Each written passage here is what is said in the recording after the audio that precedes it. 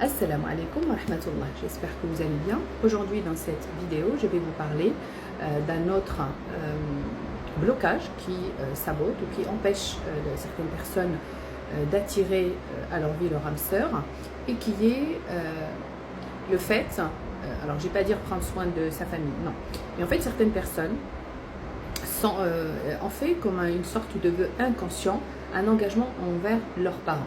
Donc du coup, ces personnes-là, c'est pas le fait de s'occuper de ses parents, non, mais ça va beaucoup plus loin, d'accord. Et ces personnes-là, ce que j'ai constaté, c'est que ils ont tous ces mêmes, on va dire, croyances ou ces mêmes vœux, ils ont peur de s'ouvrir pleinement à une personne, d'accord. Donc vraiment ouvrir leur être de manière pleine et de manière totale à l'autre. Donc ce qui fait que à chaque fois il y a quelque chose qui ne va pas, et à chaque fois voilà, l'autre trouve une excuse parce que la personne n'est pas authentique, la personne n'est pas originale, ou à la dernière minute, cette personne, elle va laisser tomber sans vous expliquer les raisons.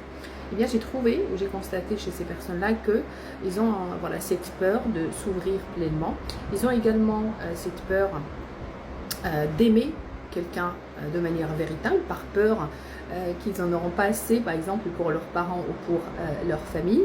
Et surtout, chez nous, par exemple, les Arabes, au début de l'adolescence, pour mettre en garde les filles ou les garçons d'une relation à un âge avancé, pas un âge avancé, un âge précoce, eh bien, on va leur dire qu'ils ne trouveront personne pour les aimer, et que voilà, la famille aimera toujours plus que ta femme ou ton homme. Et du coup, en fait, ces personnes-là, subhanallah al-azim, ils ont cette espèce d'engagement inconscient qui dit que personne ne pourra, ils ne peuvent pas aimer véritablement quelqu'un, d'accord, et que eux aussi, personne ne les aimera de manière véritable. Et quand je vous dis engagement, c'est-à-dire il y a une espèce d'énergie, d'accord, qui va venir saboter toutes les rencontres, et des fois la personne que vous avez en face va vous quitter de manière inexpliquée.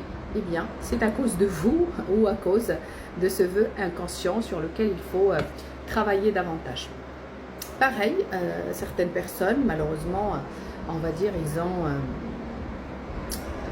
quand ils ont, comment dirais-je, ce genre d'engagement ou ce genre de vœu inconscient, quand ils demandent à Allah Azza wa Jal, ils me disent toujours j'ai demandé mais j'ai jamais reçu la réponse. Eh bien, Allah Azza wa Jal, c'est que il va pas venir à vous envoyer la personne comme ça toute prête. Non, des fois par exemple quand vous faites votre vœu dans vos rêves, ou vous avez un pressentiment comme quoi il faut déménager, d'accord. Certaines personnes ont fait ça mais ils n'ont pas compris, ils m'ont dit Allah n'a pas répondu, mais peut-être que c'est un signe. Allah te dit va dans ce pays ou va dans cette région, ou par exemple prends le temps de sortir, mais si tu manques l'occasion, parce que certaines personnes ils demandent même la date et ils attendent à ce qu'Allah Azza wa Jal répond à cette date, mais Allah donne plein de signes. Notamment, voilà, il va vous inviter à aller rencontrer votre famille, ou aller sortir avec les copains, ou aller déménager, ou changer de boîte, ou je ne sais rien. Donc vous avez voilà, ces envies-là, d'un coup, qui vont se manifester. Eh bien, ça, c'est un signe qu'Allah Azza wa Jal met sur votre route, afin que vous puissiez rencontrer votre âme sœur. Donc faites attention aux engagements inconscients. Il n'y a aucun problème à ce que vous aimez pleinement une autre personne, que vous vous ouvrez pleinement à une autre personne, que vous connaissez cet amour véritable.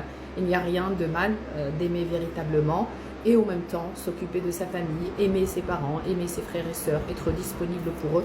On peut tout à fait faire la même chose. Donc travaillez ça lors de vos méditations, ou demandez à Allah Azza wa Jal dans vos prières, si vous arrivez à vous mettre dans un état de khushu', surtout. C'est là où ça s'exauce les vœux. Demandez à Allah Azza wa Jal de vous montrer le chemin, de vous libérer de ces engagements.